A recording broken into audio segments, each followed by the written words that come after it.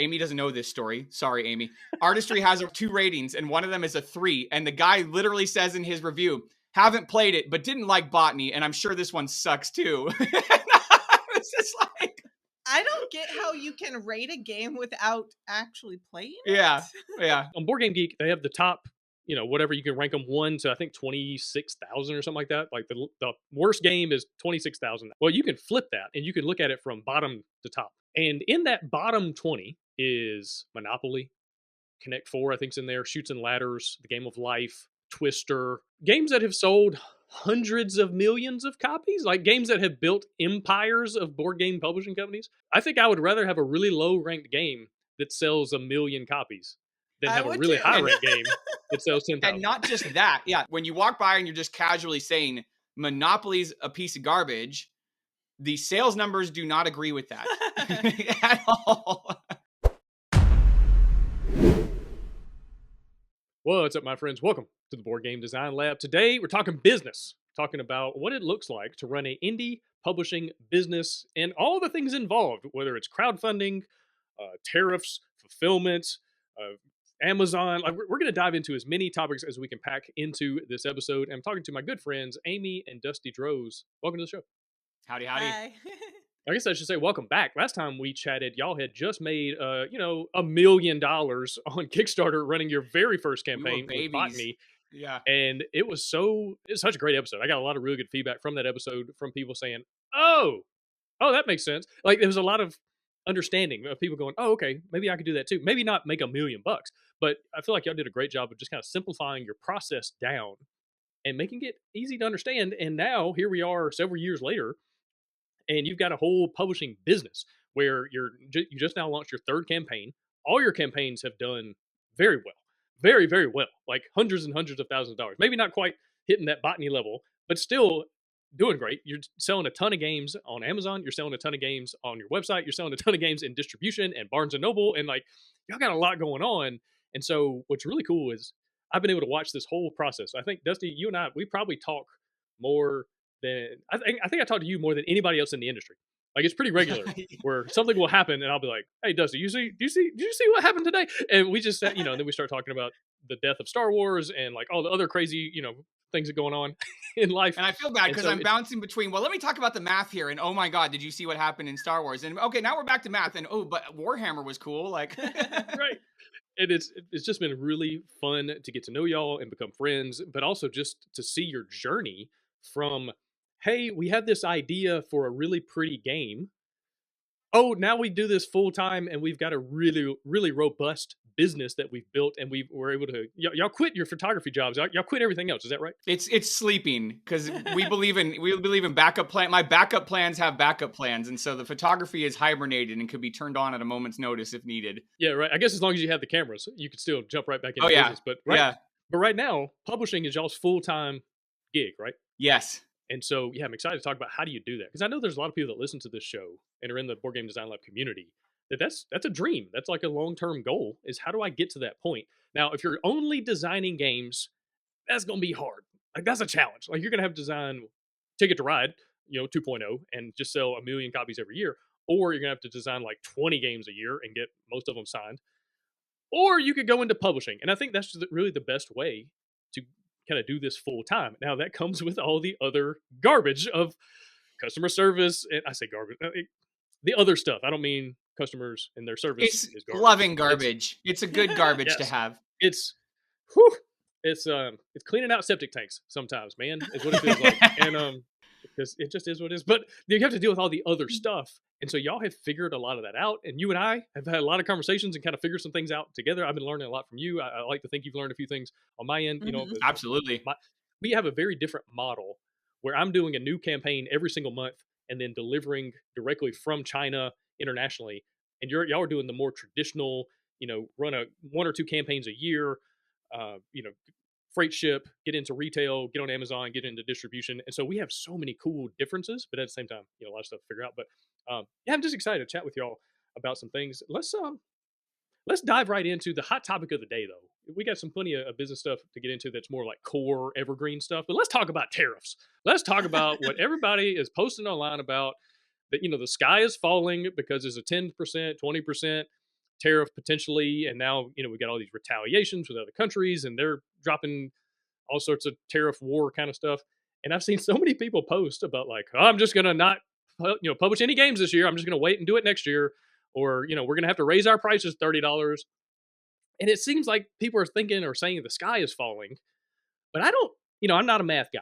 Dusty, you're a math guy. You're gonna have to help me out here. I don't believe it's that big of a deal for most publishers. Now, maybe there's certain publishers that do things a certain way that their margin is already like so paper thin that now we're getting even thinner. Now we're getting into air.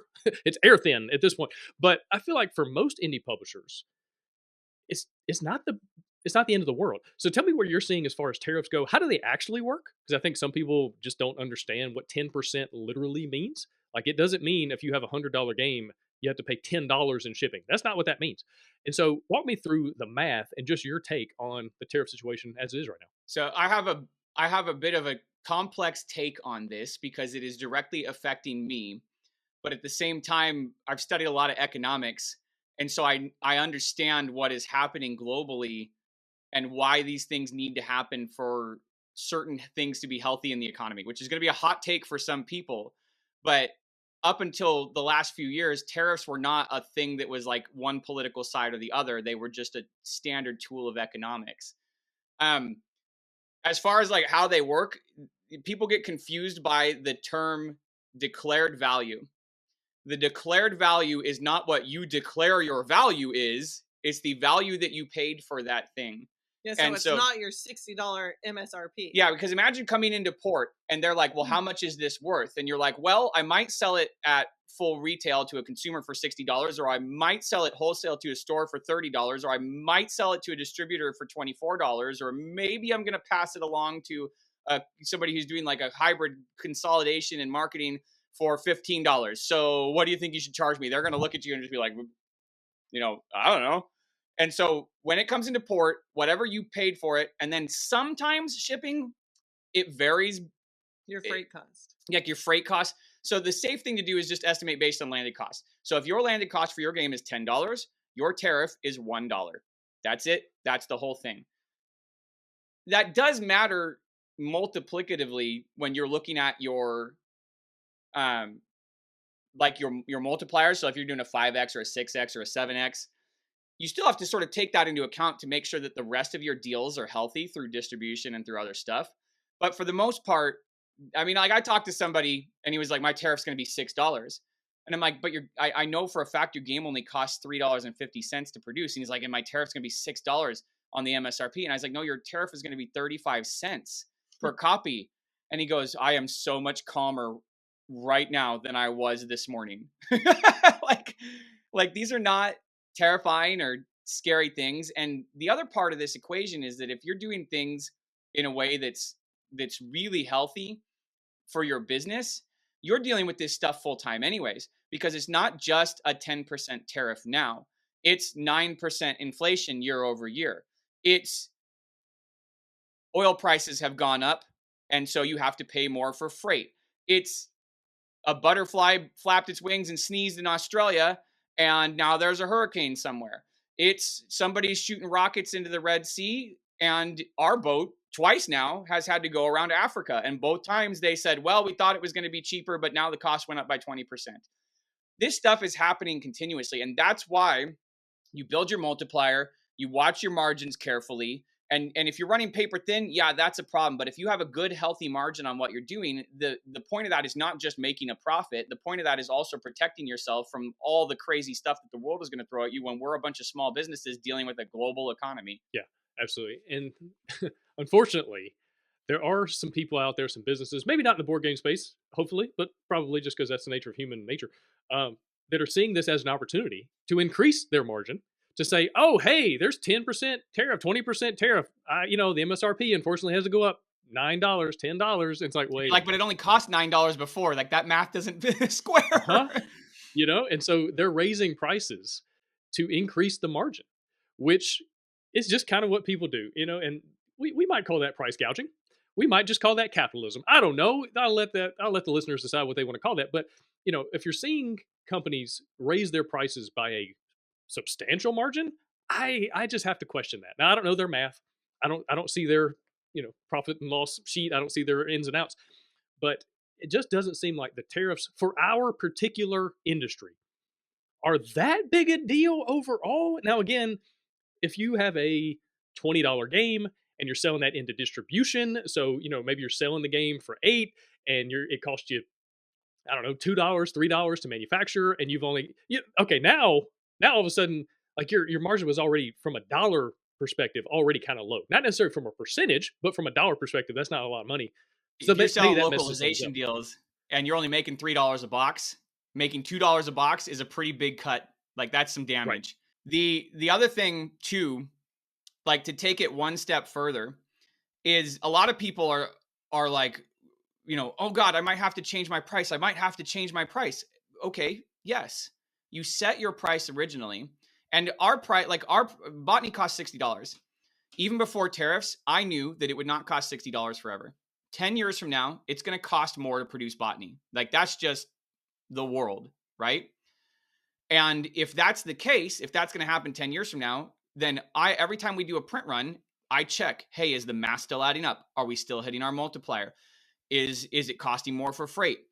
And so far, we haven't changed the price. Tariffs aren't going to change the price because we have a healthy multiplier. But there's two options.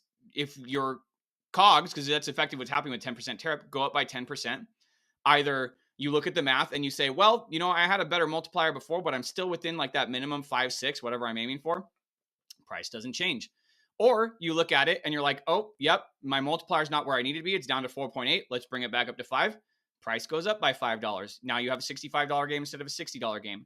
Also, we have heard that it's better sometimes to raise it more so it will last. Yeah, you don't want to be raising by $1 and then $1 again 2 weeks later and $1 again 3. You go up in increments of 5. And so, yeah, and that's just the simple math. And people are freaking out, I think, because it's a politics thing.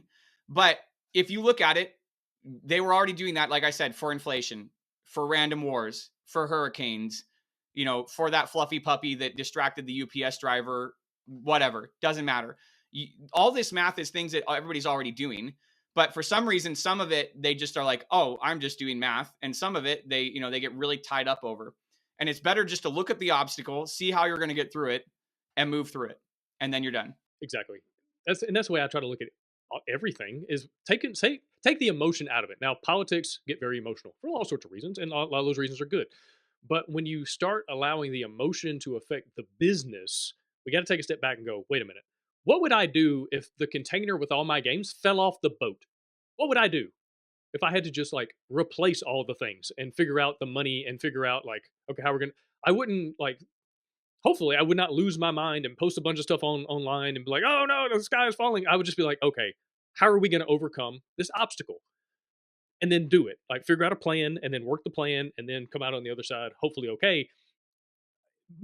I try to take everything that comes along in that same approach, because one, getting emotional and losing my mind doesn't help anything. If anything, it just makes everything worse.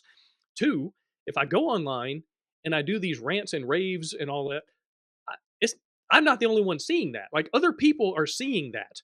And so if other people who maybe want to do business with me and partner with me on things, they see me losing my mind and, like, this rant and rave and all this kind of stuff, they might take a step back and go, maybe I don't want to work with somebody who lets things bother them this much. And politics aside, it's just like, because I personally have taken a step back. Like, I've seen artists that maybe I wanted to work with, or freelancers that I maybe wanted to work with, who post these long things about, like, specific people or specific companies, and they're just, like, airing all their dirty laundry. And maybe there's a time and place for that. But in general, I go, well, I don't want that to be me. Like, if I make a mistake and maybe I don't, return an email quick enough, or maybe I don't, like, maybe there's disagreement about payment terms and maybe the contract wasn't clear enough or something, am I going to have to deal with all this other fallout as well working with it? So I think there's something else to be said for just, like, take a step back and just assess. Is this worth it? Is it worth all the extra? If I can step up onto the soapbox next to you too, it's not just the people you work with that see these things, it's your customers. And it doesn't matter what you think on any topic, more than half of people, because it's more complex than just a left and right, yin and yang kind of thing. There are many different perspectives on this stuff. Will not agree with whatever you are ranting about online, and that will cost you sales. And I can't remember who it was. I'll say it out loud. Maybe it was Liberace. I don't know. This was a while ago. This was 30 years ago, 40 years ago. Somebody asked him, they're like, how come you don't make a political statement? How come you don't get involved in this stuff? He's like, because I don't want to lose half my customers. Right. Even if it wasn't him, it was definitely a singer. I'm doing a terrible job of telling this story. I want to say Michael Jordan said, Republicans buy sneakers too. You don't want to like undercut. I mean, you're costing yourself money, first off, if you want to make it real personal. But second off, these people are just people that want to play board games, and things are bigger than just the statement of the day. And I'm sure we could, if we worked real hard at it, we could find a few examples of a very major company that keeps wading into politics. And no matter whether you agree with them or not, the financial statements they're releasing at the end of every year are telling you that they have lost half their customers, right? So for us, our customers have no idea what we think. I mean, none. Other than the fact that we like flowers and I like Warhammer, they don't have a clue. And they never will, because it's not the place and it's not the time. I want to play a board game with them and I want to have fun. Would you like to play a board game? Neat. Let's play. Like, right. And speaking from just a sheer customer place, let's pretend for a moment I don't know y'all. I don't know anything about you. All I know is that you make pretty board games that are fun to play with my family. That's all I know. That's all I care to know. I don't care about the rest. I don't want to know. I just want you to. Interesting part. Yeah, I want you to provide a great gaming experience at a good price, at a decent shipping rate that my family and I can enjoy together. That's it. Like, and that's what you will get from us, guaranteed 100% of the time. Right, because that's just good business. You know what I mean? And I know some things come along and there's like a moral imperative, like people make it into an ethical deal, and there's a whole gray area complexity that goes into that. But as a publisher, I'm just trying to create great gaming experiences that I can put on other people's tables.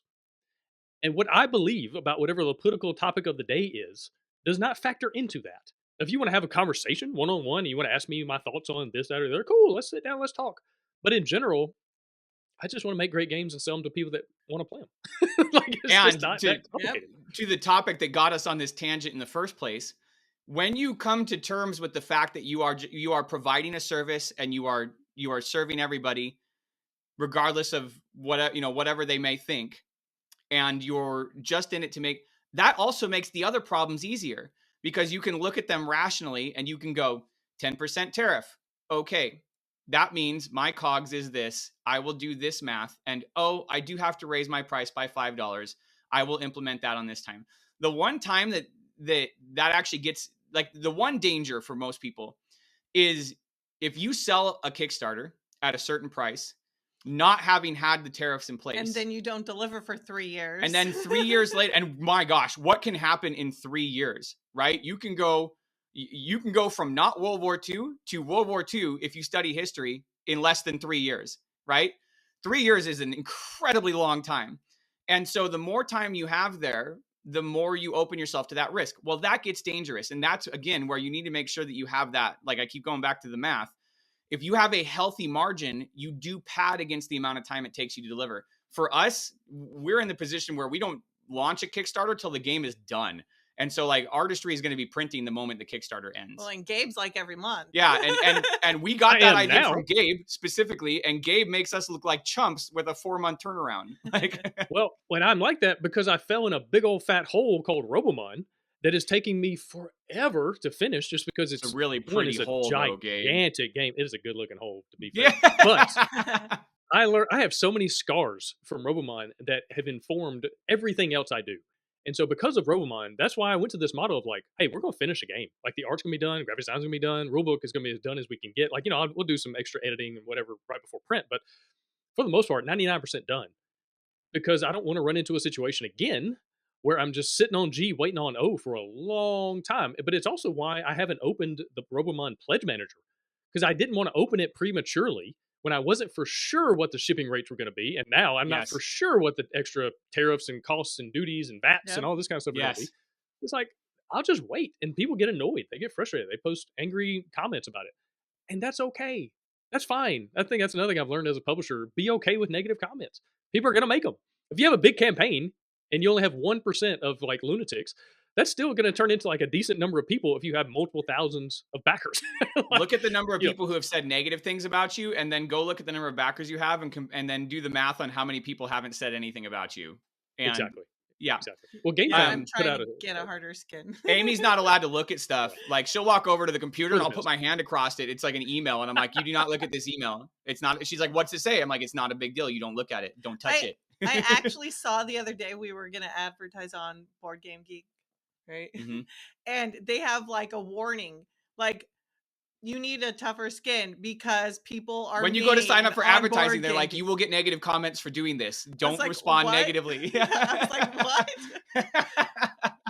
Well, that's also, we'll come back to Board Game Geek in a minute, but like the Board Game Geek audience is so different than like the normal gaming audience. But a lot of times the Board Game Geek audience thinks they're the only audience, even though they make up maybe 1% of the the full, you know. And so that's another thing. When you have a game like Botany, Board Game Geek ain't gonna like it. That's not their kind of game. Highly controversial, apparently. I mean, it's just kind of crazy. But at the same time, Botany has sold how many thousands of copies at this point? 35. We're just doing our next print run for 10. So in a year, we've done 35,000 copies. And what's funny is they're liking LaFleur better. Yeah, that's what we can't understand is for us, we look at LaFleur and Botany and it's both like pretty fun. Yay, let's go. And Board Game Geek is rating LaFleur. It's sitting at like an 8. And I'm like looking at this going, and an 8 on Board Game Geek might as well be like a 9.8 because nothing ever scores a 10 for whatever reason. Even though I have some games here that I would absolutely slap a 10 on, no problem.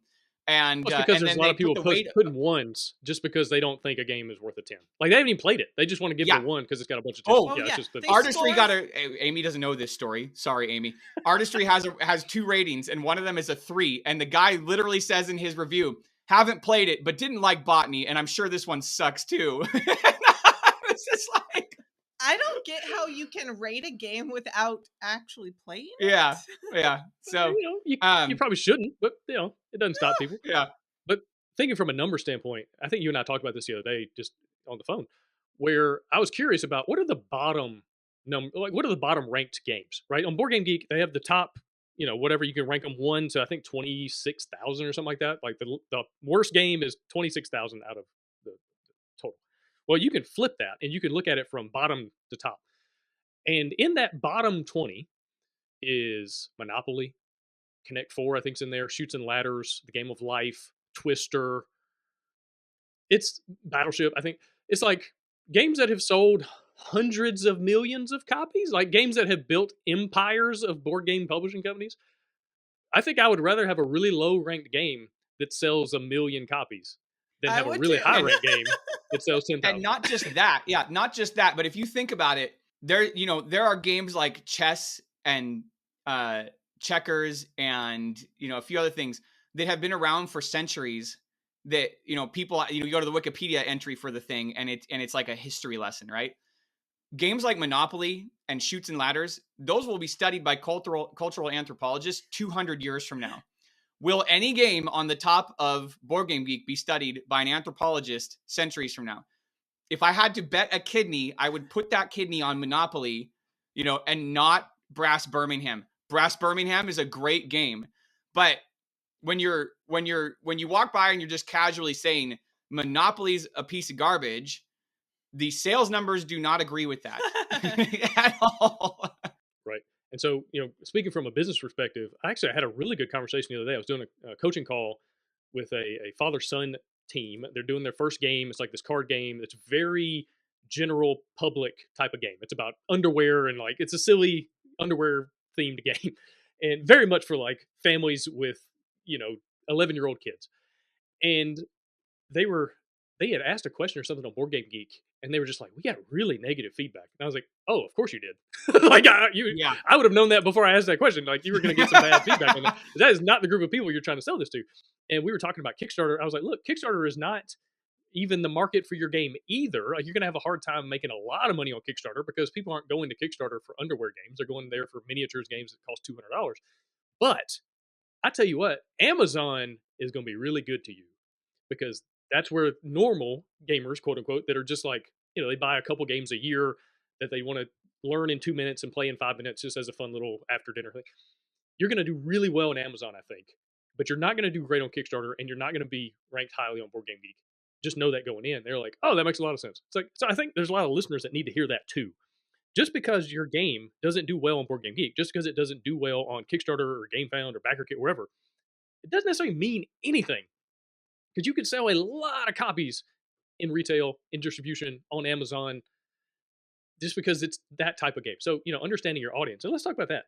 I feel like y'all have done an excellent job of kind of figuring out who your core audience is. And we talked about that a lot on the that's right. On the last episode is figuring out who that customer avatar is. But talk to me maybe some things you've learned since Botany about how to hone in and really focus on that core buyer, that core customer, and just make sure you're delivering for them the best experience possible, even if BoardGameGeek is like, oh, this is terrible. So when we started Botany, by the way, for anybody out there that hasn't listened to us before, you will know that I fill air with noise continuously, and then Amy says smart things. Yeah, Amy says the smart stuff. When we started with Botany, we just made a game that Amy liked, that we thought would be fun, that we were kind of like, oh, this will be neat. Like, people will enjoy this. But we didn't really understand the target audience. And it was Ori at Kagan Productions that we first had a meeting with. And he's like, who are you selling this to? And we're like, and he's like, well, let's come up with who you're selling it to. And we went and we defined her. Her name is Mary. We know everything about her. Where does she shop? What does she do for fun? What does she like to watch on TV? Everything. She's basically Amy. It was a pretty easy avatar. Yeah, we were making it for me. Yeah, we're making the game for Amy. Once we learned that, and it really started to settle in during Botany's Kickstarter, I began to realize it informs everything. It's how I handle emails. It's the next games and the next games. And somebody was like, I can't believe you're already making your next game for Artistry. There's 3 new games on Artistry's campaign. We put War of the Posies and Little Artistry on there. We're making decisions while we're doing game design, and I'll be like, I don't like that. And Amy's like, I want more dresses in this game. And I'm like, we don't need more dresses. There's no reason for them to be here. She's like, Mary will like more dresses. And I'm like, you know what? You're actually right. We need to figure out how to get 50 more dresses into this game. It's stuff like that. Once you understand that, we know how to lay out the website. We know how to handle our shipping policy. We know where to market, how to market. When you realize who you're selling your game to, and by the way, after having bashed on BoardGameGeek a little bit, if your core audience is BoardGameGeek, well, then you know right there who you're selling to and how to sell to them. And I know folks whose target audience is BoardGameGeek who do very well because they understand that. Mary would never buy their game, but that's okay because they're not making a game for Mary. Just like BoardGameGeek, it's okay that you don't like Botany because we're selling thousands of copies to people who do like it. And I saw somebody put a quote up the other day that was like, if there's a game that's selling a whole bunch and you don't understand why, there's a lesson to be learned there, right? And so just knowing who she is, knowing, who Amy is, and then Amy. Well, we know that everyone likes the quality components. They don't want cheap paper. We got so many fights about foil on Botany, and now Amy's like, I want foil on the box. I'm like, do we even need to say that at this point? Of course, every game's going to have foil on the box. Shiny. Yeah. Pretty. Yeah. Amy's like, well, I like this. And I'm like, and she's like, what do you think? And I'm like, I don't feel like I'm qualified to answer that, but I know you like it. And so it's probably going to be a good decision. Let's go. Well, and then for our Kickstarter right now, Artistry, instead of doing a traditional deluxe game or super deluxe, more trays. Yeah. More trays, miniatures. Well, we do have little metal bust in the jewelry box. But they're 3D scanned from actual Art Nouveau busts that we have here at the house, and they're being made in metal, and they're all in golds and silvers and stuff. And so, yeah, the jewelry box edition, I mean, that was actually funny because Amy's like, I want to aim for this crazy edition. Comes in a jewelry box, faux leather, faux velvet inserts, the whole 9 yards. She's like, I want to do that. And I was just like, okay, sounds like an interesting science experiment. Let's do it. Acrylic player boards on metal legs. And she's like, I want all this stuff. And the funny thing was we went to our vendors and we're like, hey guys, here's what we're thinking. They're like, you want to do what now? I've never seen anything like this in my life. And we've sold to date, our MOQ was 500. And in 2 days we sold 500 copies of this $200 edition of Artistry that Amy custom designed a jewelry box for. It's fun to see on Kickstarter, is there demand for it? Yeah. So we kind of test waters too. Yeah, but I should have known, of course, there's demand for it because Amy knows her audience. Right. And and that just comes with time. That's something I think I've been able to hone in on with the solo gaming community, that the backers and customers that I have on a regular basis, where hopefully to a point where when I put a game on, the next campaign, they know it's going to be good for them. Like they know they're going to enjoy it because it's coming from my company. And I am the gatekeeper now to say, hey, if I'm putting it out there, it's because I enjoyed it's fun for me. If you have enjoyed the games previously, you're probably going to enjoy this one too. And really being able to hone in on that community, it just takes time. It takes trial and error. It takes doing some things you're like, that didn't quite hit the way I thought it would. And then looking at games that did really, really well and going, okay, how do I do more of that? And looking at your audience and going, hey, we want to do a nice jewelry box, like super deluxe edition that's going to be kind of crazy expensive, but it's also going to be like an heirloom that people can pass down, to their grandkids. It's going to last that long. It's made of metal. It makes sense. And that thing is, it's like $250, I think, right? Is 199 is what we're selling it for, but the MSRP after is going to be 300. Like, yeah, it's not cheap to make it. It's limited, right? But at the same time, you've sold kind of a lot of them. Not. So obviously you were on the right path with that. And let's kind of bridge that gap and talk about ads. I know y'all been doing a lot of Facebook ads, a lot of just kind of online marketing, figuring things out, targeting your customer avatar. Tell me what you've learned from the ad side, the marketing side, that kind of brings all this stuff together to get people to buy after the campaign. And we'll talk about post Kickstarter life in a minute. That's a big topic that's going to come up. But when it comes to ads, what have you been learning? What have you been seeing? It seems really scary because you like turn the thing on and you don't know why it's working. But the fact that it's not working is actually one of the benefits of turning the thing on. I was talking to somebody the other day, and ads actually, like, they're like, I don't know what to do. And I'm like, run a bunch of ads and the ads will tell you what to do. That's the thing. So first off, if you know who you're selling to, you know where to look, and like we're talking, we do a lot of meta advertising. My absolute favorite comment from Botany's campaign, multiple people said what was effectively, they must be advertising. Well, of course we're advertising. Always. It is a business. You know what? Okay, if you look outside my house, you could drive out our front door and it's 40 miles to the next road if you go straight, right? We are pointed at wilderness. If I walk out my front door and I'm like, who wants to buy a game? I will be there for my dogs will be wanting attention. If I give them the game, they'll eat it up, but no one's going to buy it. Of course we're advertising. Well, if you know who you're selling to, that makes it easier to figure out who you're advertising to. You go in, you make custom groups or custom audiences. You bring in the people who have bought. You use that to make audiences based on their interests too. And then you know what to show them, but you don't ever know exactly what to show them. So Amy usually takes like 12 pictures and we look at them and we're like, oh, hey, let's try these 4. And we put and this is, I'm intentionally not saying this in any scientific manner, because you talk to somebody who does advertising, it sounds very scientific, but it's not. It's easy to understand in layman's terms. You put up 4 pictures and you say, Facebook, go. And now it's gotten even easier. You don't have to make audiences. You can tell Facebook to try and find out audiences, which is also pretty smart. So we do that too. And you say, Facebook, go. And Facebook will be like, these 2 are doing great. And you're like, cool, turn the ones that aren't doing great off. Put 2 new pictures in, see if those do great. And the ads will actually like guide you through the process of figuring out what's working and what's not. And the other part of that too, even beyond the ads themselves, and we work with LaunchBoom, and LaunchBoom is so great at this, is you will figure out that based on which ads are working and which ones aren't, and which audiences, you will start to learn. If you don't have a real solid fix on like, who am I selling this game to, the ads will also begin to tell you, this is who you're selling the game to. Like, we didn't know, knowing that our avatar is Amy, we should have known, but we did not know that 75% of our customers were going to be women. But they are in an industry that is 85% men. And so the ads also helped us figure that out. You start to learn like, okay, when you see the interactions, you see people engage on your ads, eventually we have a VIP group for everybody that signs up for our pre-campaign stuff. You start to see the things they're talking about, the things that they latch onto, their favorite parts of your games. And over time, if you're paying attention, you don't have to come up with this stuff out of the blue.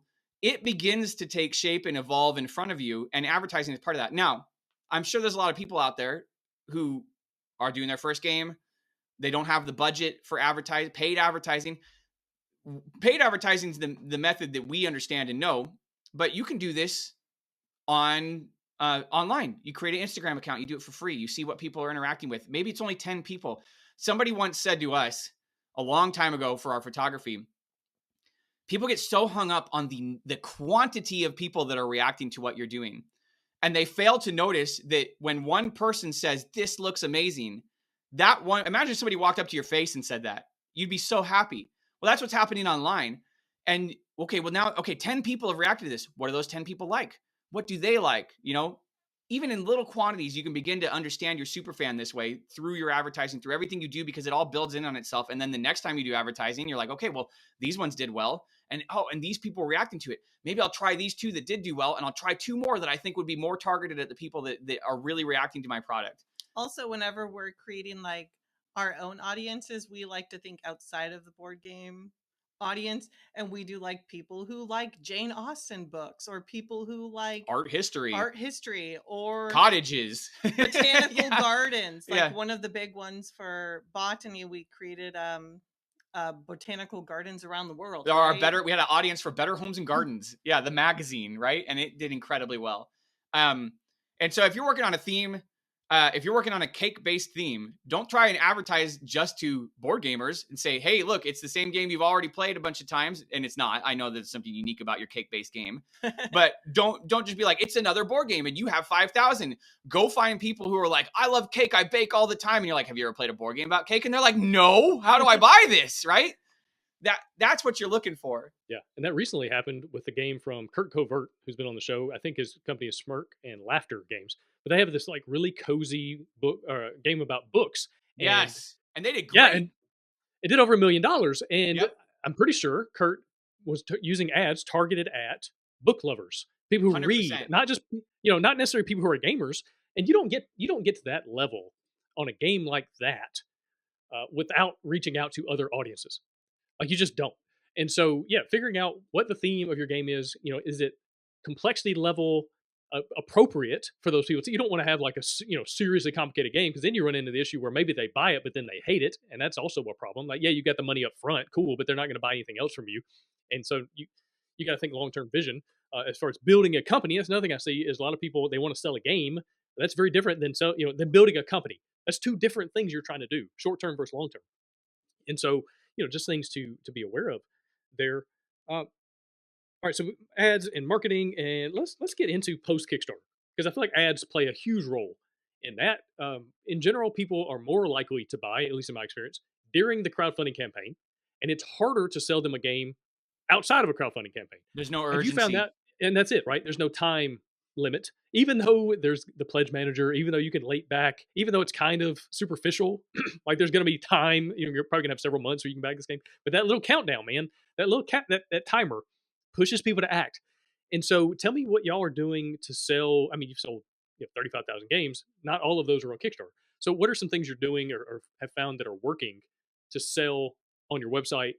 And we'll get into distribution and retail stuff in a minute, but like just in general, selling direct to customers, what are you finding? It was Jamie Stegmaier specifically, and I don't remember the exact quote, but I read the thing from him that said he likes to make sure that his game is available anywhere that somebody is looking to buy it, right? Yes, business 101.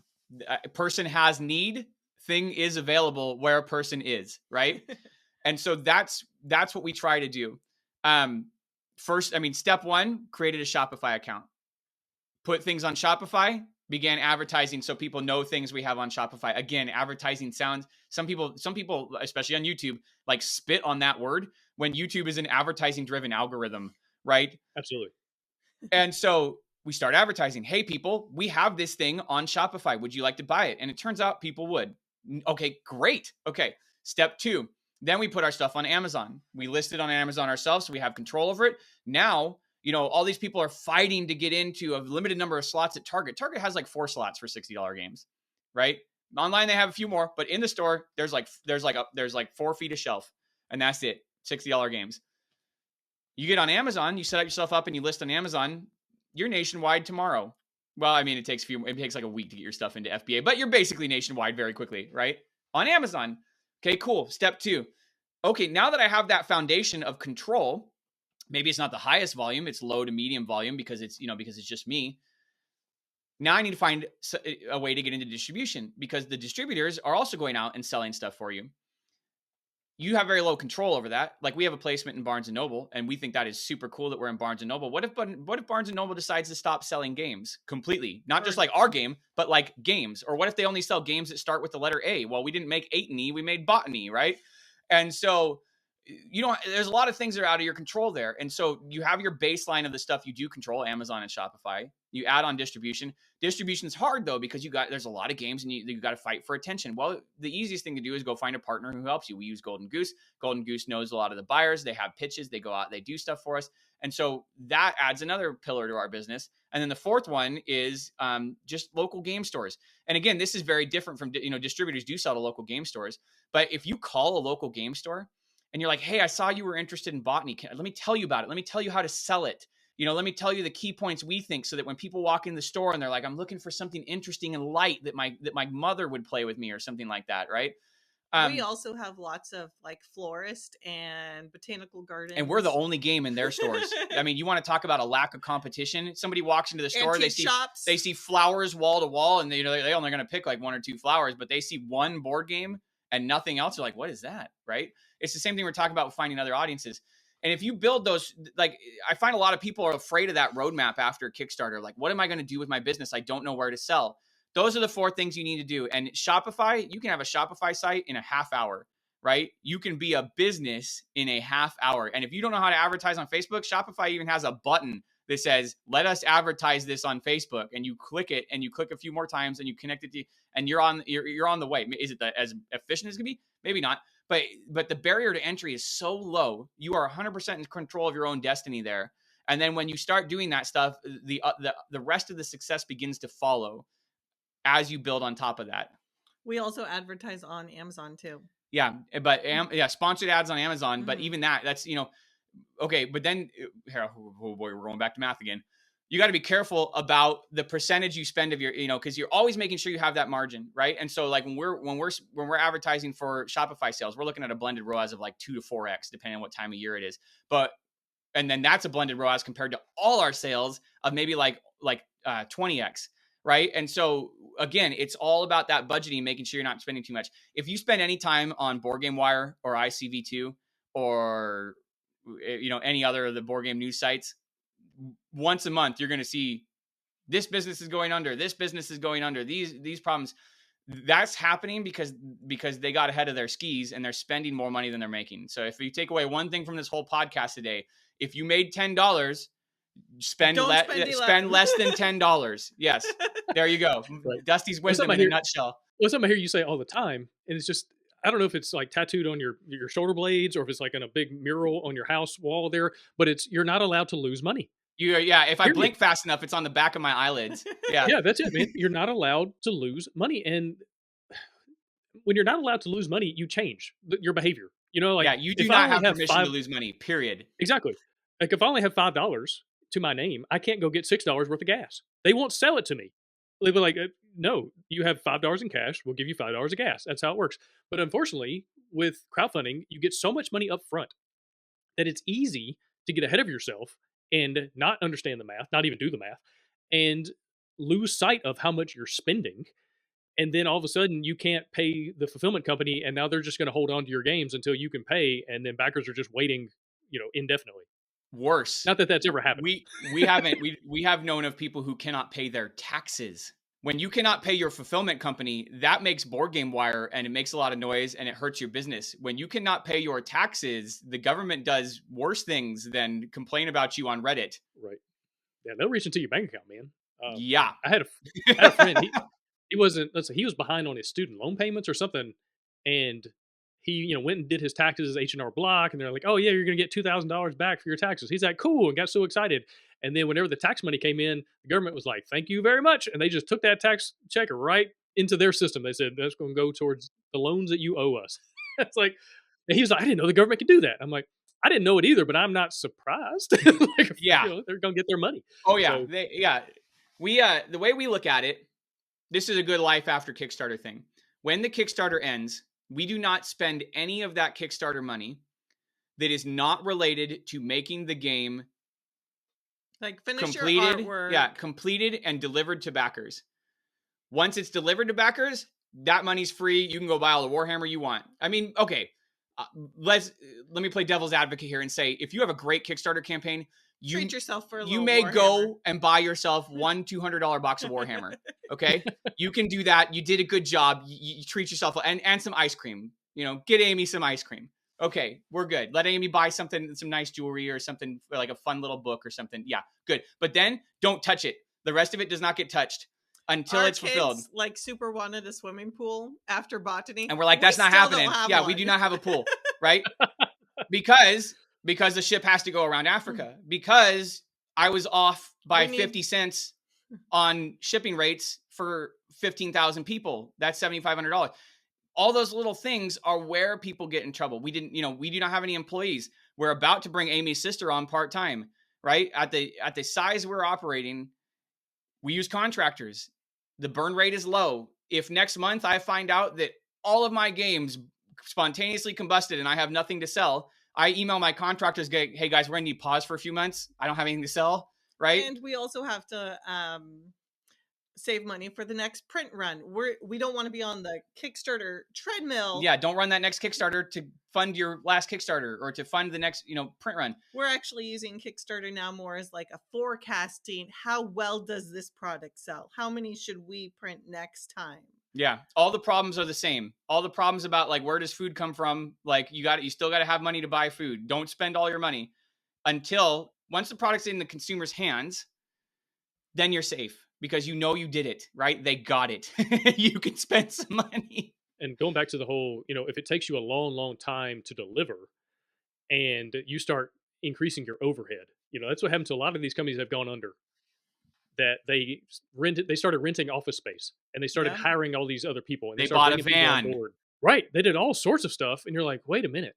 Are you really doing the math? And are you doing the math with some buffer in there in case you do have to go around Africa, in case you did make a mistake that's 50 cents per backer? Like, is that buffer zone big enough to cover the potential losses? That anyway, you start having some interesting kind of math problems there. And because it took you a long time to deliver, you didn't, the failure is a lagging indicator, right? Like you actually failed 6 months ago, but you don't realize it until, oh crap, we can't pay the fulfillment company, and now they're just holding on to our games, and our backers are giving us, negative comments on a daily basis about where's my stuff, and now what do we do? Well, you actually screwed that up 6 months. Figuring out taxes for 2026 and 27. It is 25, and we are paying our taxes for botany in 23 next month. Because of the deferred. Yeah, because of accrual-based accounting and deferred revenue and expenditure, and because we didn't deliver until the next calendar year. Yeah, danger zone for sure. Yeah, absolutely. Absolutely. And especially, if that's a big number, $1 million. Now, you didn't make a full, it's not like you get all of that money. Kickstarter takes their, like there's lots of cuts that come out of that percentage. Yeah, yeah. We had that's to still a large number. Games. Yeah. Right. There's still a large number that the government's looking at and they're like, hey, you owe us a big chunk of that. And now we, got to figure that out. And so, yeah, just being smart and just doing math. And unfortunately, a lot of people that get into game publishing are creative types and not necessarily business types. They don't necessarily have the math wizardry, and they got to work a little harder or hire it out or talk to their friend Dusty. That's and that's okay. If you have a friend who does do math, pay him $20 an hour. Take him, to get some pizza. Find somebody. I can't remember if we talked about this last time we were on or not, but we ascribe to this theory of what's called wealth dynamics. And it's know what you're good at. You do that. Find everybody else to do other things for you. Amy's good at creating. I'm good at running this giant system, this engine, right? Not good at sales. We find people to help us do sales. Not good at marketing. We find people to help us do marketing. But number one is, are you good at math? If you are not good at math, find a way to find someone who is good at math. Because I know I couldn't run the business. She could do it. I make the pretty things. Dusty runs the business. Yeah. Right. Which is such a amazing thing to have in the same house and not have to worry about, paying a salary for something. Like it's great to be in that together. But if you don't have, if you haven't married as well, we'll say, then you're going to have to go out and find somebody else. And that's okay too. And just kind of work your way into that. And unfortunately, a lot of times companies get too much too fast, and it's the kiss of death. It is catastrophic success where, they really didn't need to make $1 million. Like that's not a good thing. They really needed this first campaign to make $30,000, but they made $1 million. Like that's not good because they didn't have the infrastructure. They didn't have the foundation and understanding. And now instead of failing on a campaign with 500 backers, they're going to make mistakes and fail on a campaign with 15,000 backers. Oh, that's a different thing. Now, luckily, you had a lot of business understanding from previously running businesses and being an entrepreneur and making mistakes in other businesses and other industries, that you were able to take all that knowledge forward into the board game space and hopefully not make nearly as many as you'd made in the past as you're kind of, falling in those holes. And so I think that's another thing is people just don't necessarily realize the foundation that somebody has going into something. Yeah, and you make a really good point there. So one thing we do is our plans are scalable, 100% scalable. Somebody asked me the other day, what's my goal for Artistry? I said, my goal is $18,000. They're like, but you already made $150,000. This was yesterday. And I said, yes, my goal is $18,000. Maybe I'll be pleasantly surprised at the end of this campaign, right? The plan is the same. And I think one place that people get into trouble is they see they made a ton of money, but they don't treat it like it's because the math is more or less the same. Now you got MOQs, you got, your total investment as a percentage of the revenue begins to decrease. If you spent $10,000 on art and you made $10,000 versus you made $100,000, but effectively the math does not change because a lot of it is must deliver product, must freight product, must ship to backer. And that stuff is the same whether you have 100 backers. I mean, again, there's some levels of efficiency here, but effectively it is the same whether you have 100 backers or 15,000 backers. And so luckily we had already been thinking that way for Botany. And if Artistry stops today, we're golden. If Artistry does 10 times what it's going to do today, we're still golden. If Artistry does 200 times what it does today, will not matter. We are still golden. Because it might take Panda a little longer to manufacture. Yeah, it might take a little longer to manufacture, and it might take a little longer. We might have to use multiple fulfillment centers. Okay, but that's the argument is still the same. That the scale, the math, the way I treat the math, when it comes to budgeting, the budgets are the same. It takes, Ford has the same problem that your local grocery store has. You just add a bunch of zeros, but the zeros are added to everything, and so the scale stays the same. And the reason that Ford is still in business is because they don't spend more than they make. And your local grocery store doesn't spend more than it makes. And if you walk downtown in your local town and there's somebody with a small business there selling purses and shoes, they do not spend more money than they make. And it's the same for us, even though we're kind of in this crazy industry where it's a bunch of small businesses romping around Target and playing big business. If you think about pro athletes and how many of them have made multi-millions of dollars. And then I think on average, I think it's in the NFL. And on average, the NFL player is bankrupt in 7 years. Yes. That's retirement. just insane. Right. Well, to your point, it's because people are people. And if someone comes out of a poor background, like me personally, I came out of, my parents were divorced and it was my mom and I, and, we were on food stamps and I didn't learn how to budget. We were living paycheck to paycheck and I was working part-time and all the money I was making went right into rent and groceries. And so I never learned how to save, how to invest, how to budget. I didn't learn any of that because my parents didn't have that information either. Nobody taught them and their parents didn't know. Everybody was just kind of living paycheck to paycheck because that's what you did. And so if you were to give me $1 million, back then, it would have been gone in a fairly short amount of time because I couldn't handle. Yeah. Right. I couldn't handle $100. So what in the world makes me think I could have handled $1 million? It maybe would have taken me a little longer to go broke, but it still would have happened just because I didn't have that skill set. And it wasn't until I was working at a church and we had this guy that had retired from AT&T. He's a vice president of AT&T. He came in and he became my boss at the church.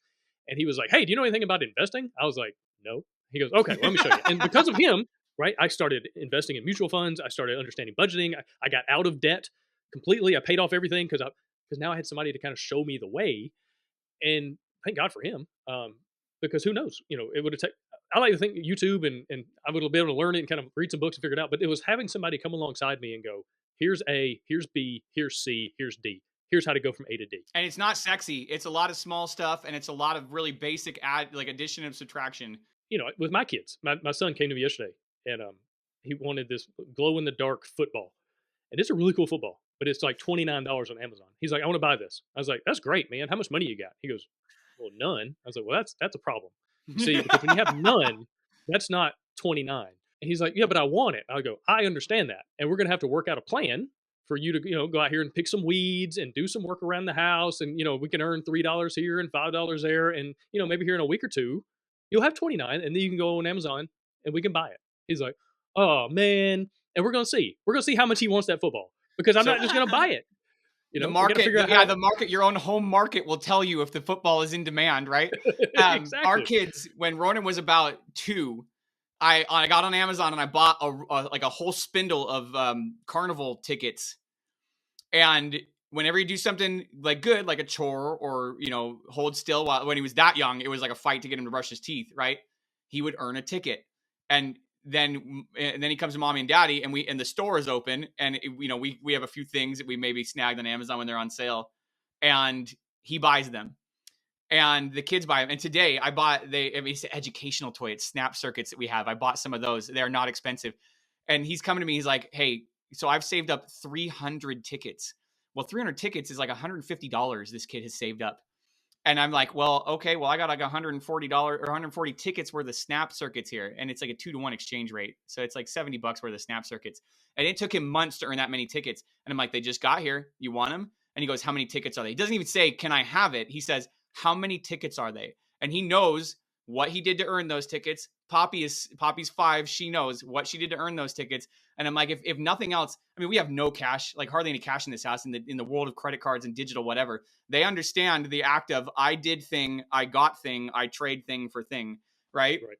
And that's all I have. I can't pay more than I have. Well, there's no loans. Because, yeah. Exactly. Dad is closed. Yeah. Ain't no credit card, you know, around here. Come on now. I'm like, go pick some more weeds outside. Yeah. There's too much weeds in the gravel. Go pick them out.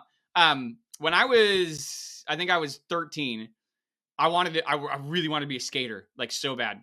Well, the problem with that is I live in the country. There is nowhere. It's chip seal roads at best and gravel for most of them. There's nowhere to skate within 6 miles of my house. And so I bought a skateboard and I sort of rode it around the inside of the barn, which is not an easy thing to do when a barn's full of hay. And I was like, huh. And then one of my friends who did live in town was like, oh, I really want to buy a skateboard. And I'm like, well, I have one for sale. And he goes, how much? And I had paid $99 for this skateboard and I sold it to him for $110. And from that moment on, I was like, I get this. I understand how this works. You provide a product or a service and you sell it for more than you paid for it. And now you're in business, right? Like, so yeah, I think it's just, if we're, you know, condensing all that down, it's whatever you have, you know, so this is a quote from Dave Ramsey. Dave Ramsey runs his business and he does all kinds of stuff about finance and getting out of debt, but be humble and afraid, right? So I'm looking at the numbers and I'm like, okay, Artistry's at 220,000. Great. My goal was 18,000. Great. I have X amount of dollars to work with. I will do X number of things. Okay. I'm looking far into the future. How do I reprint this again when it sells out? Right. And it's going to sell out because I'm going to make it sell out. I'm going to find the people who want to buy it and make it. And so everything I do, it's never like, oh, yeehaw. It's like, okay, where can this go wrong today? Like, where can this go wrong a month from now, a year from now? Where, you know, how do I make sure we have enough money to handle whatever comes next? So I'm reminded, like, people talk about Murphy's Law. Anything that can go wrong will go wrong. But they missed the other half of that actual quote. And it's basically, so plan accordingly. Yes. That's what he's saying. He's not saying, oh, bad things are going to happen, be depressed about it. He's saying bad things are probably going to happen. So make sure you plan ahead and are prepared for when it does. And with shipping internationally, with political craziness, with 2020, Dusty, I don't know if you know this, John Cena just became a bad guy in 2025. Yeah, 20 years later, right? He turns heel. Yep. Nope. Yeah, he denounced Make-A-Wish, you know. Kathleen Kennedy also just resigned at Star Wars. So like 2025 is just like wild right now where things are happening. And so, you know, plan ahead, plan accordingly. Be prepared for what could happen. Don't doom and gloom it. You don't be like, oh, life sucks. And like, no, have a plan and have ideas in place. Oh, I was going to say, I have a very short story that is probably not relatable to most people listening, but Amy and I you wouldn't know it given our story about living in the country and making pretty things. But Amy and I listen to metal. And one of my favorite bands is Code Orange. And Code Orange has a song where you don't need to care about the rest of the song, but the point of the song is that the obstacle is the only way. And I remember listening to that, and like a week later, we're driving up the highway to my dad's house, and the truck breaks. And I look at Amy and I go, the obstacle is the only way. And it was the most zen moment of my entire life when I realized, you know, I could be really angry and screaming and have the hood open and there's smoke and I'm like really angry that my truck is broken. Or I can call my dad, have him come pick me up, get a tow truck and go eat dinner at my dad's house and move on with my life, right? And that's business right there. You know, you can kick and scream, but the thing that is happening to you is going to happen to you no matter how much you kick and scream. Right.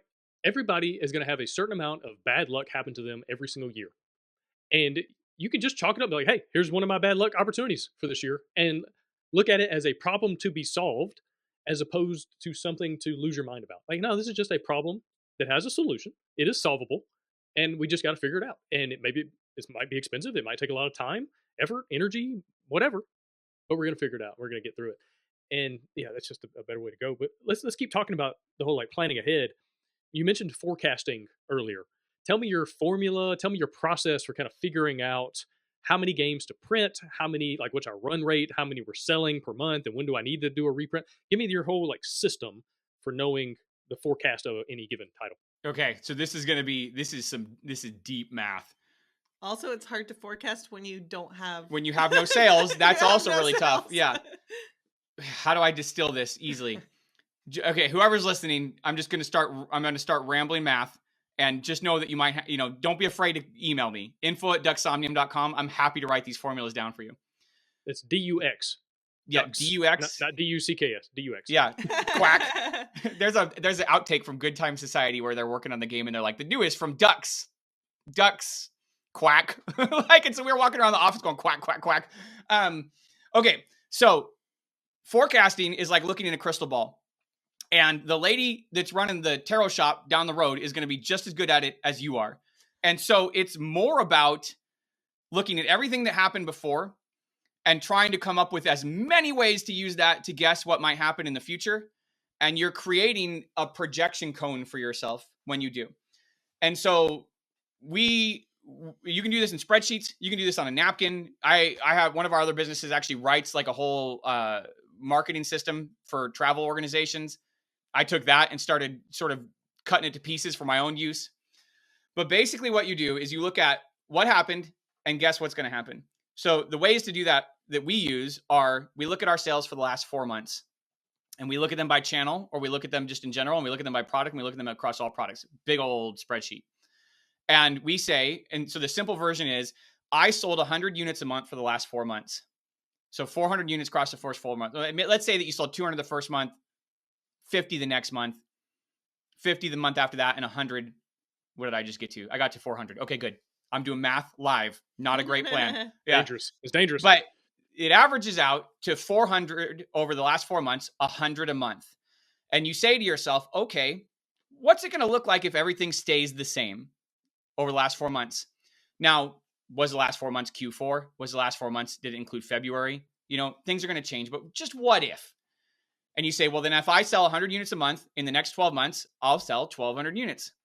And if you look at your stock and you're like, I only have 1,000 units, then you can use that model to say, I'm going to run out in 10 months. Okay. How long does it take you to get stock? Well, it takes about 4.5 to 6 months to get my stock. Well, then you should probably think about placing a reorder at your manufacturer in the next 3 months. Okay. Model 1. Model 2, we do the exact same thing, but on a 12-month basis.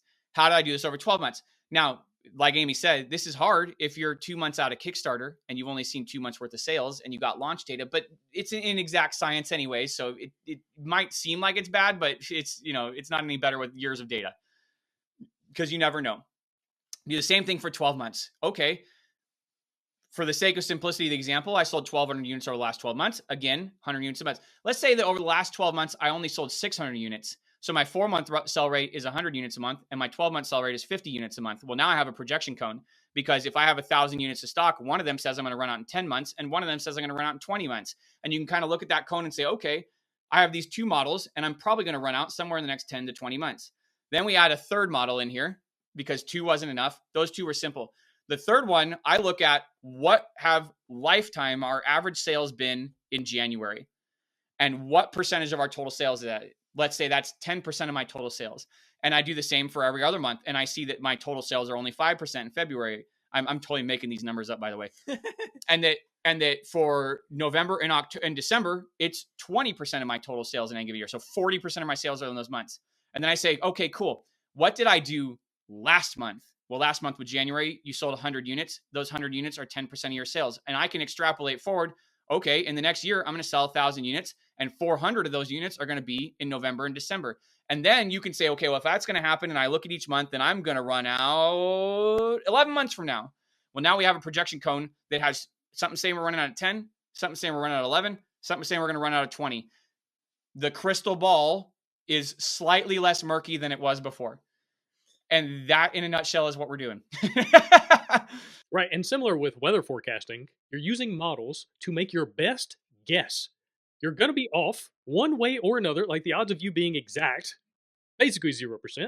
And so I think that's another thing is people get too caught up with wanting to know, and you're guessing. It is an educated guess, hopefully, but you're still making a guess, making a projection, and then just go with it. You know, big companies make mistakes. Jamie Stegmaier printed 10,000 copies of Wingspan the first Oops. time. 10,000. Yeah. And then he sold out in underestimated. about 42 seconds, to the point where people were bashing him online, saying he did it on purpose. He's like, you did this just to create, a FOMO type deal and to kind of up the.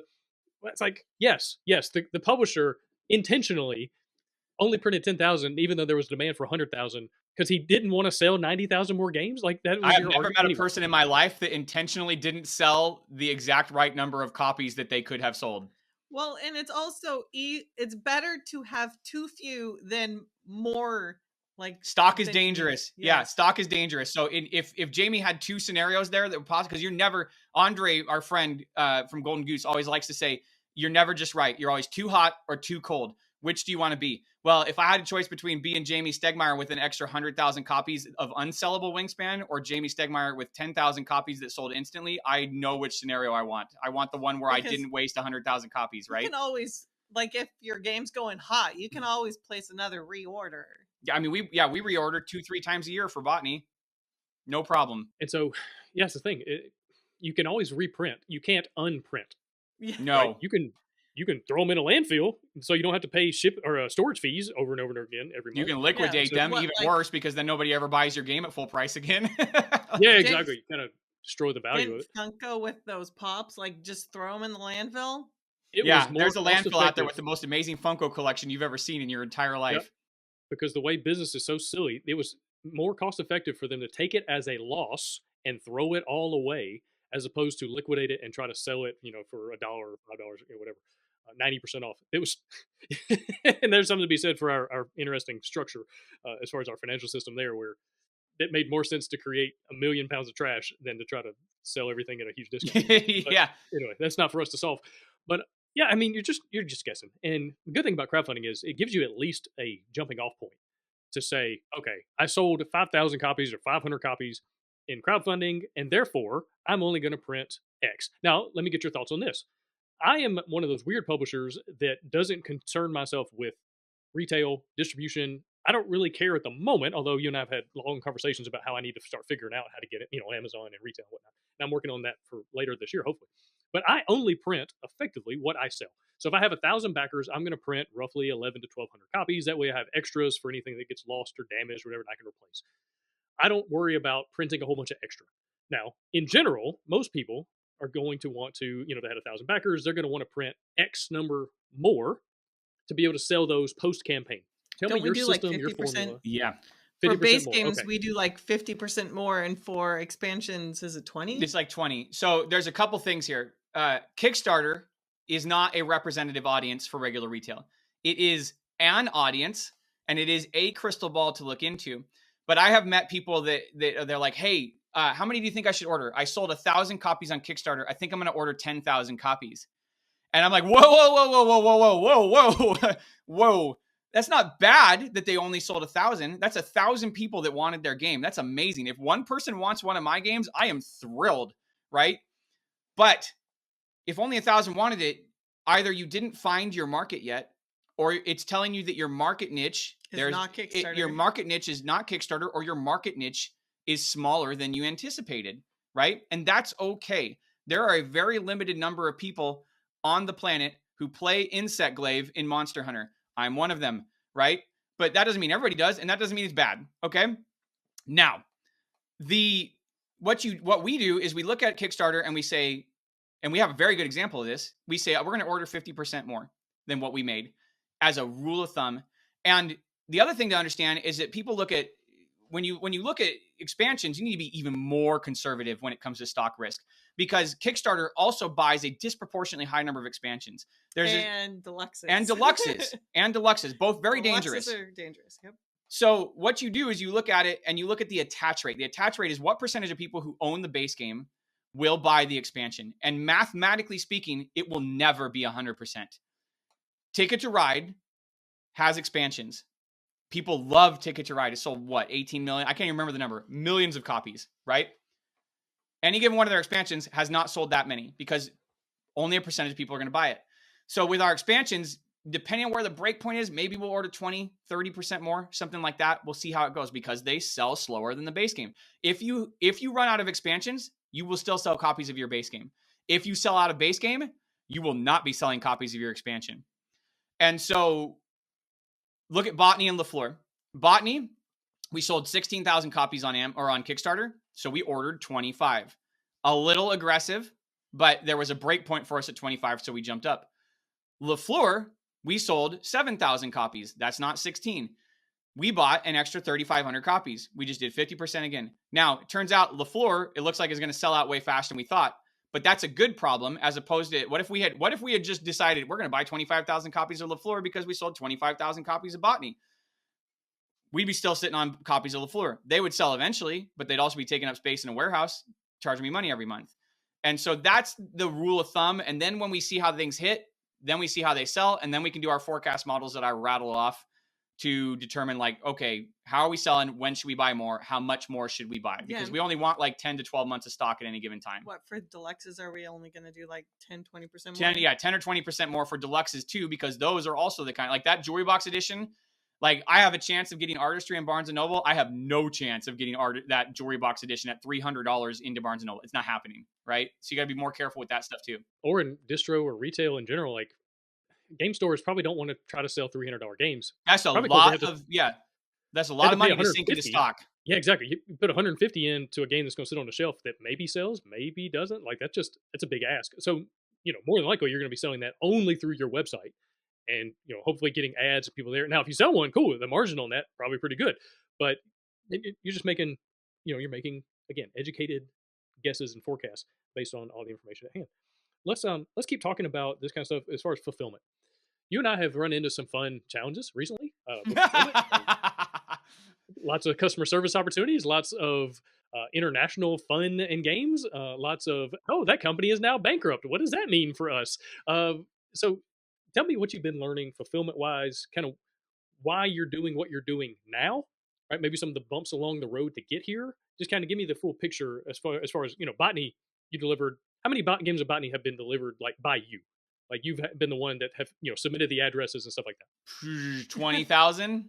Okay, so 20,000-ish games of like data to figure this out, and I've done in the last year. So 10 to 12,000, 14,000, something like that, right? Doing the game every month. All of my games are international shipments because I ship directly out of China worldwide. It takes about 2 weeks to get anywhere. Shipping is very reasonable.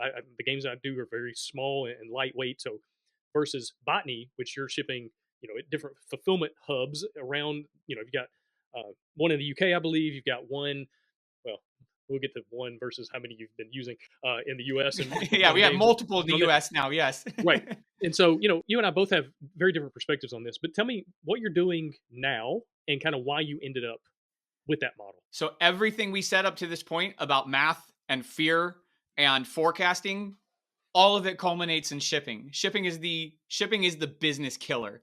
Like, if I was going to pick one thing that could destroy this business, the first thing, you live on the side of Mount Vesuvius, volcano is probably the danger point, right? Shipping is the volcano. And also people don't understand shipping is expensive. Like Amazon has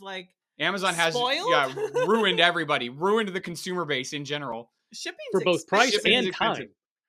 Yes. Yeah. Shipping does not take 2 days. Like, I don't know. Like, that just is ridiculous. It normally takes 3 to 5, depending on how far away. And so, Amazon is, there's a reason Jeff Bezos is like the second richest man in the world. And we're not complaining about it because we do a lot of sales on Amazon. Like, as we have been talking, I know we have sold stuff on Amazon. And we buy a lot of stuff. On Amazon. So we have also ruined ourselves. So the key with shipping is to, first off, you got to find a partner that you really trust. And we have had to move through multiple partners where we learned, okay, what are the things we should be asking? What are the things we're missing? Because again, like I said, I was 50 cents off on Botany for how much it was going to cost me. And that was $7,500 by the time I was done with 15,000 backers, right?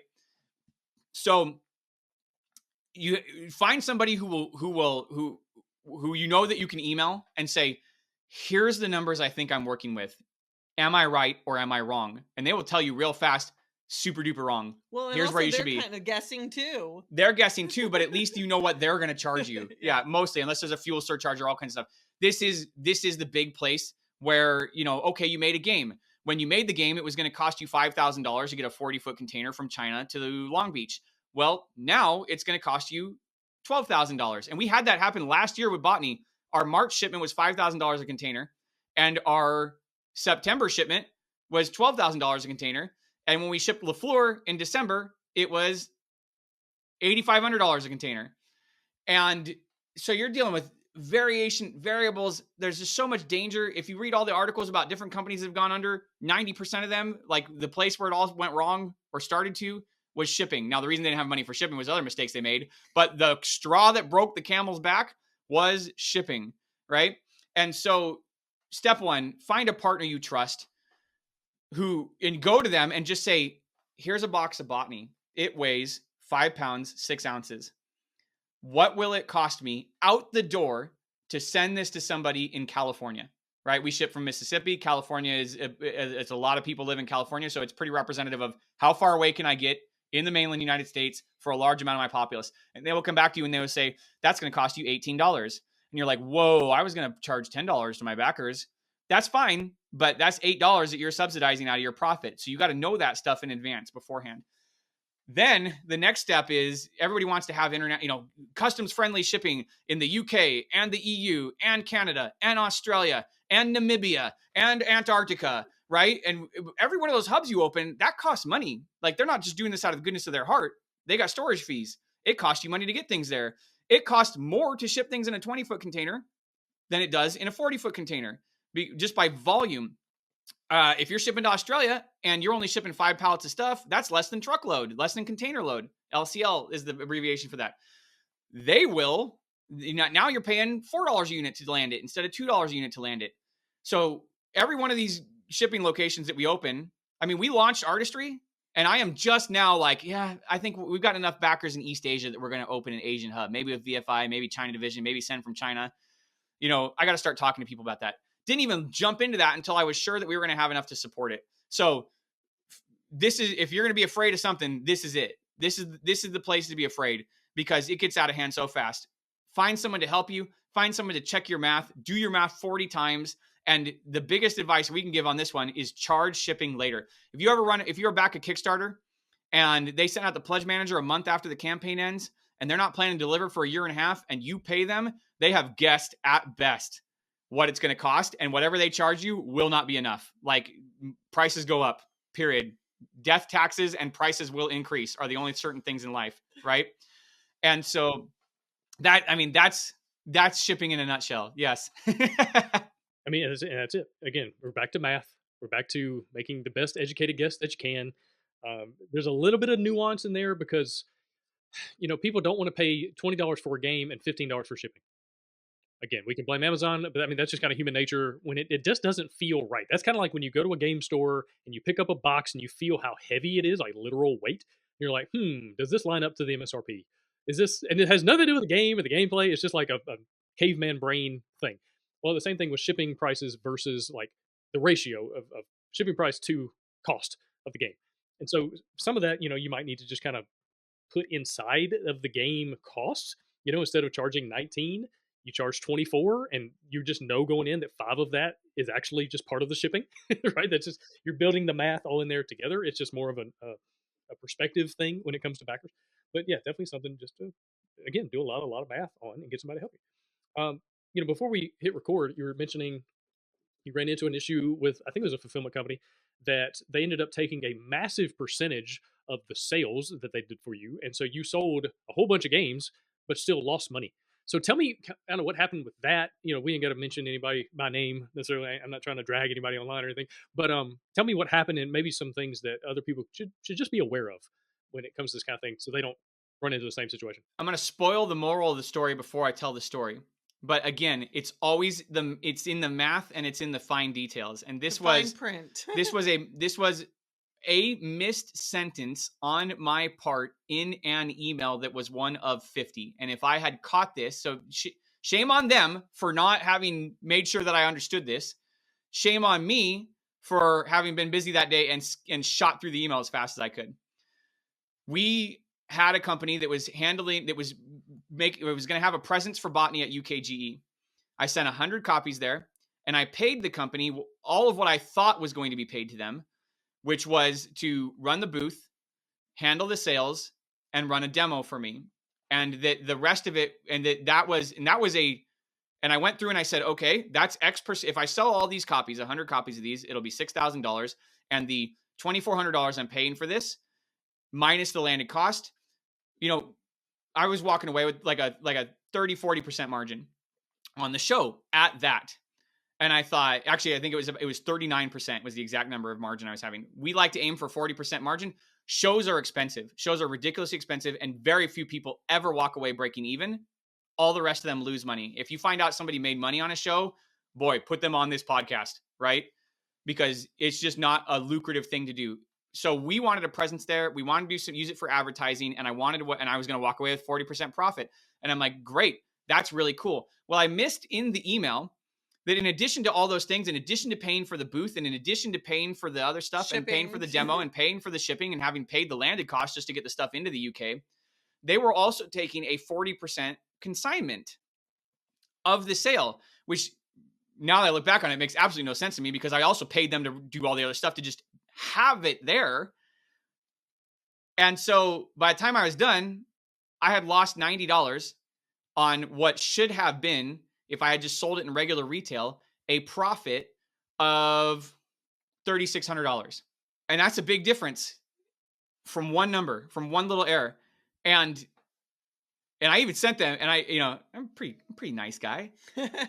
I even fired off a nastygram with a pile of math that ended with, why wasn't this in the contract? And if I had known this, do you think I would have made this decision to lose $90 on UKGE?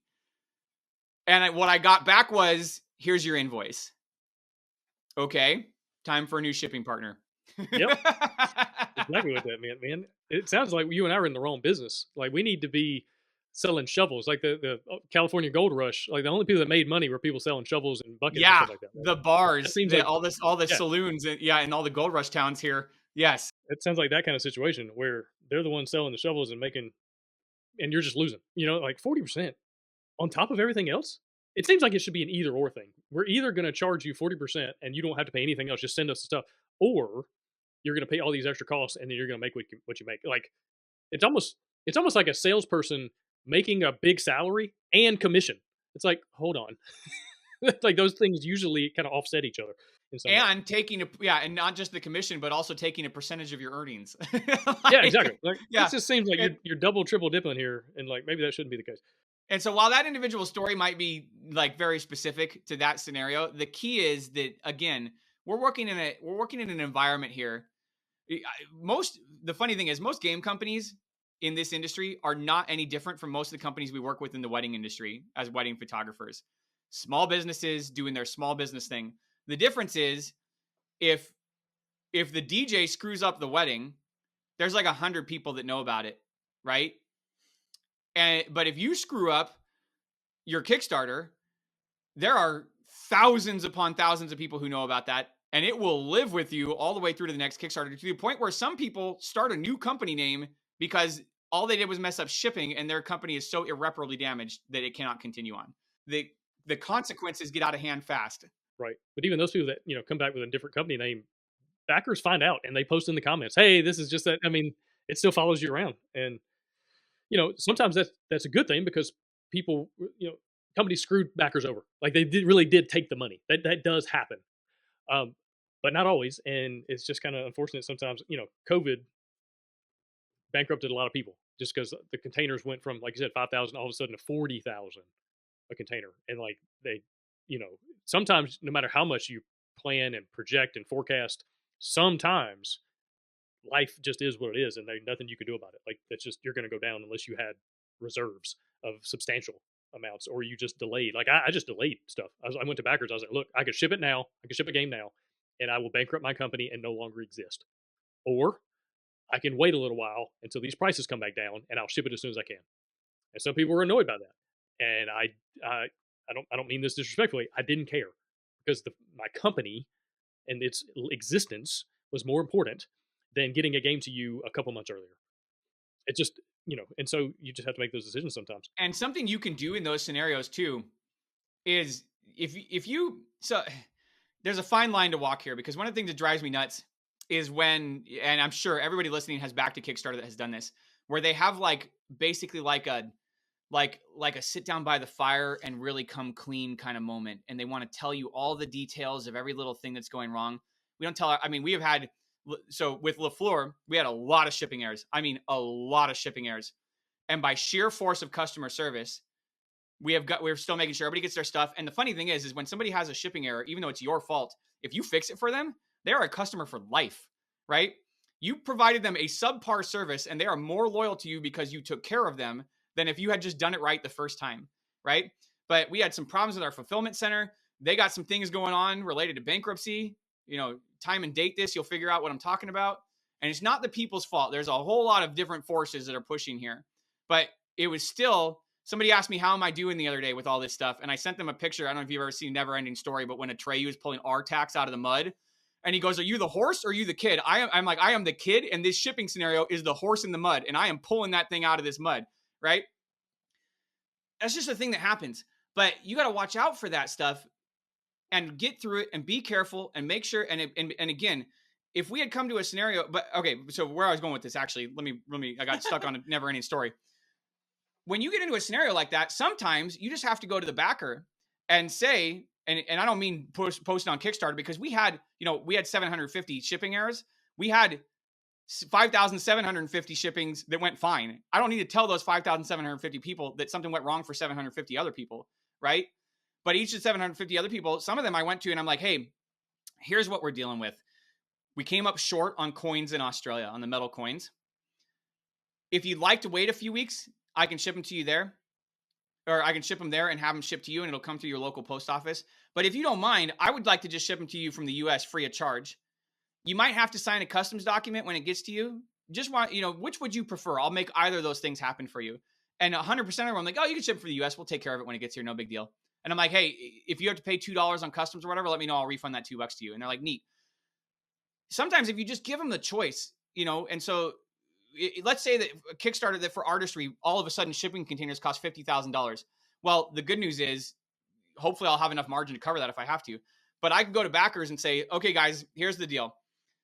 Containers got weird. I can air freight this to you from China for X amount of dollars. Or if you don't mind waiting 6 months, we can get it to you at the regular shipping rate we charge you there. And that's enough. Just putting them in control and giving them options and saying, I will make sure, if I have to drive it to you myself, right? If Gabe orders a product and I got to drive to Alabama to get it to him, I will get it there. One way, I will lose money on that. I will not enjoy that drive across the country, but I will get it there. Absolutely. And to your point earlier, more than likely, that customer is going to come back and back again. Oh, for sure. I have somebody that I'm dealing with, and I was telling you before, I don't know what's going on with where he lives, but at all points in the shipping process, I have lost 8 packages to this guy from 3 different fulfillment centers, companies, not just different same centers. And I don't know what the deal is. Gremlins see his stuff. They're like, that's my lunch. I'm eating that. Right. And but at this point, I cannot believe that the guy doesn't hate us. Keeps on coming back. And he keeps coming back. And he's like, you guys are the best company I work with. And I'm like, all we do is screw up your order. All the other orders to Italy go fine, but his specifically never makes it to him. And it's not like I have a picture of it delivered to his doorstep. His current package didn't make it out of England. I know he's not in England stealing that package, right? And he loves us because every time we solve it for him, right? Right. Any little bumps in the road? I'm trying to think of anything I've run into lately. I mean, going back to the customer service stuff, sometimes Ace Ventura delivers the package and there's damages. And like, that's just the nature of it. You're going to have to replace a certain number of lost and damaged items. Make sure you're forecasting that into your numbers as well. Whenever you're sending games to a certain fulfillment center, send more than you need. Hopefully you can sell them later, but if not, you can always just reach out to the fulfillment company and be like, hey, if any of your employees want this game, give it to them for free. Get rid of the rest, and I don't care about that extra 17 copies. I'm not trying to, I'm not going to worry about the loss of 10, 15 games or something like that. Like, there's all sorts of things that you just kind of, sometimes you just have to eat the cost. But, again, just being smart with how many you're printing, how many you're sending other places. You talk about losing, go back to the metal coins thing for a second. Is that just you made an error on how many metal coin packages needed to go there, or More did the fulfillment company added? Yeah, so we have to make a afterwards. decision at some point. How many coins are we going to send to Australia? The counterpoint to, are we going to ship to us? Or sorry, the counterpoint is like, okay, do I charge shipping right away? Because part of the reason that people charge right after the campaign is because they want to know how many to produce and what to send where, right? Well, for us, not that many people late pledge. Not that many people add more stuff. I mean, people do maybe 20% on LaFleur's campaign. Lots of people added lots of stuff, but I was overprinting anyways, and I don't mind selling that stock. But at some point, I had to make a call. I'm sending X number of units to Australia for these And coins. people hadn't filled out their pledge manager all the way, or they had and they added based on percentages. And then the 50 people in Australia who filled out their pledge manager late, who I had accounted for, disproportionately large, all bought coins. And our fulfillment centers, VR distribution, they're great. They do a very nice job. They just emailed me. They're like, hey, we have these 17 orders that don't have coins. What would you like to do? Would you like to send more? I'm like, well, I don't really have a market, for the coins down there. I wouldn't mind if we had to send more base games, but let me just email the backers and tell them I'll ship it to them from the US. And I looked at Amy and I was like, that's going to cost us about $400 that we weren't going to have to spend. But we knew that there would be costs somewhere in here to do that, right? That it's just shipping all over the world. We ship Botany to 87 countries. We ship LaFleur to 69 countries. And I think Artistry has already sold in that many countries. Something is going to happen somewhere. And this was the case. And so I'm like, we're at the point at the end here. Let's ship them from the US. Let's take care of our backers. Okay, yeah, I lost a little bit of margin on these guys because I had to ship coins from the US. But there's just a point where you need to dig your heels in, spend a little bit of the money off your margin, and just get everything cleaned up and right, because you're never going to guess correctly all the way through. Yeah, ultimately just do the best you can. And again, that's the difference between selling a game and building a company. When you're building a company, these are just the things you do because you're trying to build a community, a customer base around your company, not just around one single product. Well, Amy, Dusty, this has been excellent. I think this is a 90-minute, packed full episode, and I think a lot of people are going to get a lot of really good information out of this. And so anyone listening to this, if you're trying to get into game publishing or just trying to figure out how to make your publishing company bigger and better, hopefully you've gotten a lot of value out of this. This wasn't the plan. I didn't ask y'all to be on the show because you had a game on Kickstarter. It literally just kind of happened to time up just right. But tell me about Artistry. Tell people about the game, where they can find it. Just a real brief 2-minute overview of that. Sure. The Artistry story is the funniest part. We have another game that we're planning to launch this fall. Artistry will be delivered by then, but we thought that was going to be the one we launch now. And I look over my shoulder one day when we were kind of stuck. We weren't really working on it. We're trying to get other stuff done for LaFleur. And Amy's working on this game. And I'm like, what are you doing? We are not working on that game. She goes, just leave me alone. I'm just having fun. I just want to give me a minute. I just want to think about something. I'm working on this. Probably I bet he was playing Magic, and I was like, for lunchtime, I'll just do the box. Yeah, it's lunch. I'm playing Magic. She's working on that box. I'm like, what are you working on? Go do something else. We're not doing that game. Next day, I look over my shoulder. She's working on that game again. I'm like, what are you doing? We are not working on that game. We're working on this other one. She goes, just leave me alone. I'm just doing my thing, whatever. The next night, I walk into the kitchen after we cleaned up dinner, and the dining room table, she's got parts from all different games spread across the table. And I go, what are we doing? And she goes, hear me out. I want to tell you about this game idea I have. And I'm like, well, okay. Oh, that's cool. Oh yeah. What if we did this instead of this? 20 minutes later, the game was 95% done. And I said, we are working on this game, aren't we? She goes, we're working on this game. Well, and kind of what's funny is during the creation of Botany, I also had this idea for making a workshop like they used to do for like the arts and crafts movement or Art Nouveau. He's like, that's a dumb idea. Nobody's going to want to do that. Yeah, that sounds really dumb. And now I'm like super proud of this game. It's super fun. I need just to listen to her. You want to know about your super fan? Like, of course, the moment she showed me the art, I said, oh yeah. And the other day she showed me some art. She's like, what do you think about this art? And I was like, I could sell that to anybody. She's like, what about the gameplay? I'm like, doesn't matter yet. We'll figure that out. Like, it'll be good. But this art I could sell to anybody. Like, let's do it. Let's make a game about this. Yeah. So Artistry is about having your own Art Nouveau studio. Getting more artisans. So that's one of the big fun parts of it, is that as you're going through and you're collecting these tiles and you're building the patterns, the artisans so you're picking up things in different patterns, and each artisan, it's like a metalsmith, like pulls a different shape and all these different shapes.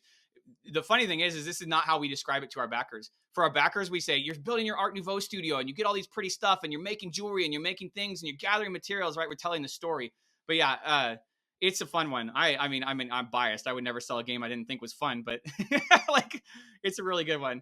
Yeah, that's awesome. People can find it right now on Kickstarter. When's the campaign close? It closes on April 3rd, April 4th, something like that week. Okay, awesome. So if you're listening to this right after it comes out, you'll have probably a couple weeks to still go check it out and then get it later on the Pledge Manager as well. Well, Amy, Dusty, thank y'all so much for your time. I really appreciate having you on. Good luck with the Kickstarter. Good luck with the company just continuing to grow and scale and do some really cool things. I'm excited to continue to watch it and learn from y'all and figure out ways that I can implement things you're doing into my own. Well, I have ideas for you. Yes. Oh, well, let's keep talking after I turn off this recording, because I got some things I'm working on. But anyway, good luck with the campaign and everything else you got going on right now. Yeah, thank you. So much. And thank you everyone who's listening too. We really appreciate all of you.